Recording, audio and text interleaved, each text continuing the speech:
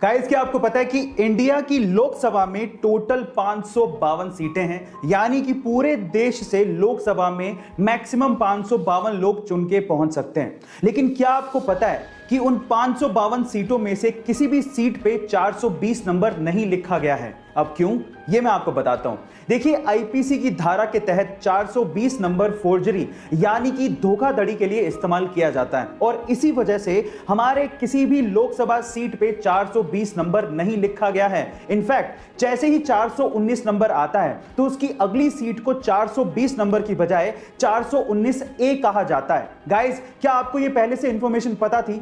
तो chat section में जरूर लिखिएगा। हम लोग भावात्मक तरीके से कई बार इंग्लिश को गलत बोलते हैं। कैसे? मैं आपको एग्जांपल के साथ बताता हूं। जैसे कि अगर किसी की शादी की सालगिरह है तो उसे मैरिज एनिवर्सरी नहीं कहते, उसे वेडिंग एनिवर्सरी कहते हैं।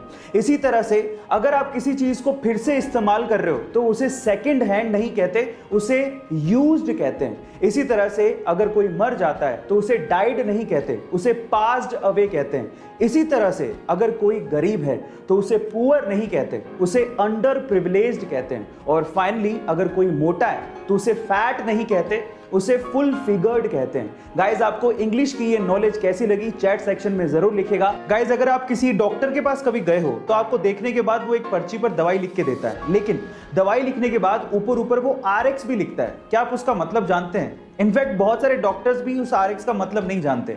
तो चलिए मैं आपको बताता हूं। देखिए, एक्चुअली RX में R का मतलब है रेसिपियर, मतलब लेना, दवाई लेने के लिए बोला जा रहा है। और साथ ही साथ मिस्र में एक देवता है होरस, जिनकी आंख RX के जैसे दिखती है और उसे अच्छे स्वास्थ्य का प्रतीक माना जाता है। तो ओवरऑल अगर RX लिखा है तो उसका मतलब यह है कि दवाई लो और साथ में प्रभु का नाम लो, आप ठीक हो जाओगे। गाइज, आपको RX का ये मतलब सुन के कैसा लगा चैट सेक्शन में जरूर लिखिएगा। गाइज, बुक्स एक इंसान की सबसे अच्छी दोस्त होती है, लेकिन अगर मैं आपसे सवाल पूछूं कि पूरी ही दुनिया की सबसे महंगी बुक कौन सी है तो आप लोग क्या कहेंगे? चलिए मैं आपको इसका जवाब देता हूं। उस महंगी बुक का नाम है द कोडेक्स ऑफ लिसेस्टर, जिसे बिल गेट्स ने 1994 में लगभग $30.8 मिलियन से खरीदा था, यानी कि 200 करोड़ रुपए के लगभग इसको खरीदा था। लेकिन आज के टाइम पे अगर इन्फ्लेशन जोड़ दिया जाए तो उसकी कीमत $53 मिलियन के करीब है। इस बुक को लियोनार्डो दा विंसी ने खुद ने लिखा था। गाइज, आपको ये इंफॉर्मेशन कैसी लगी चैट सेक्शन में जरूर लिखिएगा। बेचना एक आर्ट है।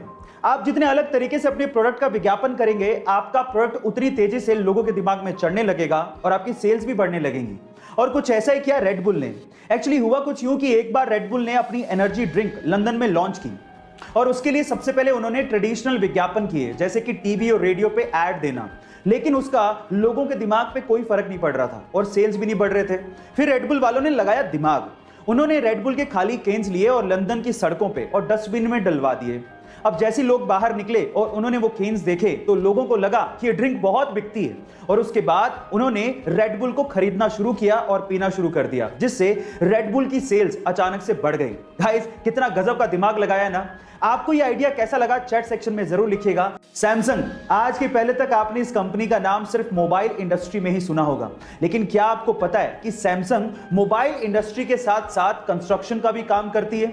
जी हां गाइस, पूरी दुनिया में ऐसी बहुत सारी इमारतें हैं जो कि सैमसंग CNT यानी कि कंस्ट्रक्शन एंड ट्रेड कंपनी ने बनाई है। इनफैक्ट पूरी ही दुनिया की सबसे ऊंची इमारत बुर्ज खलीफा के मेन कंस्ट्रक्टर में सैमसंग CNT का नाम आता है, जो कि सैमसंग की पेरेंट कंपनी है। क्या इसके पहले तक सैमसंग कंपनी का ये फैक्ट आपको पता था? और अगर नहीं पता था तो चैट सेक्शन में जरूर लिखेगा। और ऐसे अमेजिंग वीडियोस के लिए यूट्यूब पे हमारे चैनल को सब्सक्राइब कर लीजिएगा और अगर आप इंस्टाग्राम पे देख रहे हैं तो मुझे फॉलो करना मत भूलिएगा। मिलता है अगली वीडियो में।